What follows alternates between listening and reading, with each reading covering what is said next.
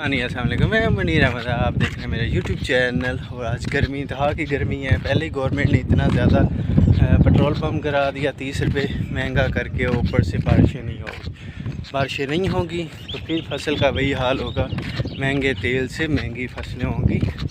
और अभी मैं जा रहा हूँ मस्जिद में ख़त्म शरीफ है, मतलब साथे का ख़त्म है। अज़ीज़ हैं, उनकी वाइफ की डेथ हो गई थी तो उनका साथे ख़त्म है, अभी वो पढ़ने जा रहे हैं। फिर आपसे करते हैं कुछ। कह रहा है अगर इसको पानी ना लगाएं या इसमें बारिश ना हो तो ये ज़ाया हो जाएगा।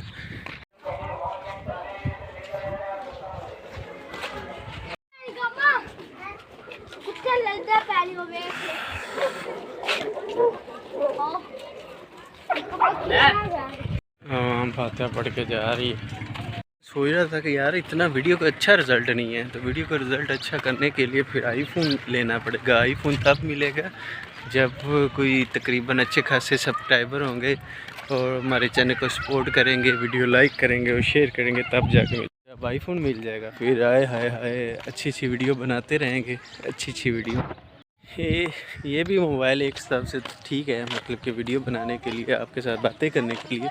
बट क्वालिटी डिपेंड करता है आपकी। तो लस्सी पीते हैं, लस्सी पी के अभी फ़ोन आया था जी, एक कनेक्शन करना है, इंटरनेट का कनेक्शन करना है। मैं कहा अल्लाह दे बंदे हो, गर्मी ओए होए इतनी गर्मी, सुबह ही करांगे आज नहीं करा, पता नहीं किमें ख़त्म तो हो के आया। मजबूरी सी जाना सी, वो हो के आया। आके ठंडी लस्सी पीती आए हाय, एक बारी तो ना सुकून आ गया। तो हुण रेस्ट मारांगे, फिर देखना यूट्यूब का सारा सिस्टम देखना, ठीक है। तो उस बाद फिर मज़े की गल आ, कल जलसा मीडिया आ रहा, असी कह की सकते हैं, असी भी जलसा लाइव किया। तो एक चैनल ते जलसा चल रहा सी नून लीग का, तो सारे चोर नहीं लगे सी। तो मैं भी जलसा लाइव करता, पर गाला जो को पईयां हैगियां, मतलब कि लाइव आ रहा जिन्होंने, मतलब कि जो जलसे कर रहे उन्होंने।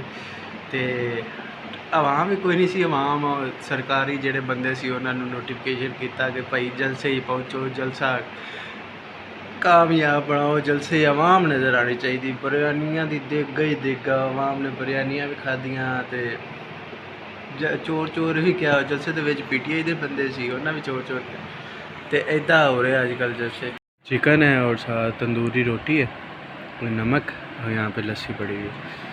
और अभी भूख लग रही थी तो चलो खाना खा लें, साथ आपको भी दिखा दे।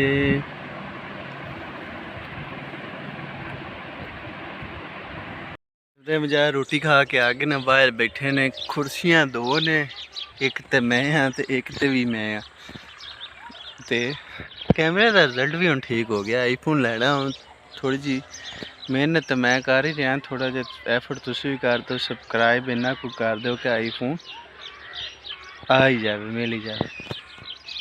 बिजली तो गवर्नमेंट ने वैसे ही 12-12 घंटे बंद करके हुकूमती खजाने च बचत करनी है। और जिदा शाद खान अब्बासी, केड़ा अब्बासी, वो कहता है कि घंटा बिजली बंद करिए तो किन्ने अरब डॉलर बचते हैं। तो पाकिस्तान में बिजली उवें ही चुक लो, शायद कर्जे ही माफ़ हो जाए। 12 घंटे 14 घंटे लोड शेडिंग हो रही जी पंजाब भी नून लीग की हुकूमत, वफाक भी बल्ले जनाब, करो गरीबान जलील। शहरी आवाम तो फिर भी छत्तां छुत्तां तो किते रह नहीं सकती, तो साढ़े वर्गे पिंडां मौजां हो रही ने। वेखो पिंड खुलियां जमीनां दे विच जिथे मर्जी मंजी डाओ, कुर्सी डाओ, टूबल चल रहे ने। तो गर्मी का एहसास थोड़ा घट ही होंदा। वीडियो च आना, चल पीछे चल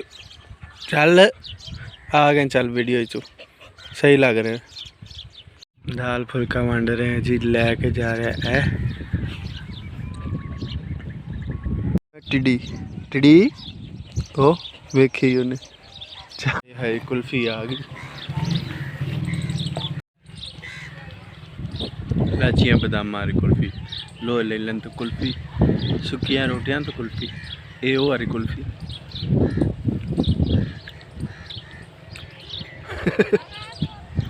टिड्डी खानी है।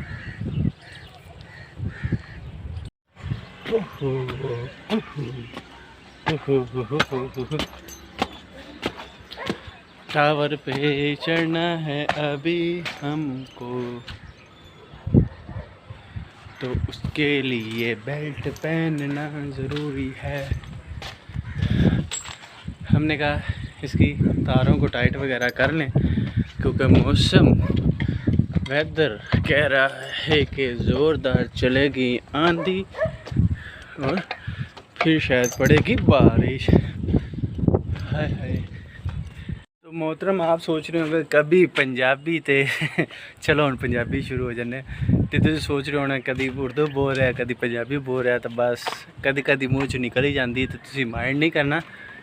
बेल्ट पा लिया, सेफ्टी ज़रूरी है, बेल्ट पा लिया।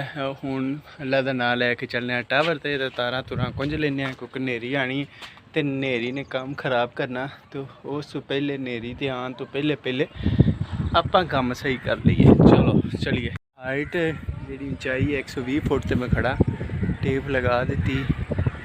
हाय हाय ठंडी हवावां ते पिंड नज़र आ रहा होना, निक्का जिहा पिंड बन गया ते डिश। चल चल चल रूब हो रहा इधरों की बन गया कैमरे नू जी। आ साडा पिंड, इधर भी पिंड, इधर भी पिंड, इधर भी पिंड ते विचले सन असी। बहुत औखा काम है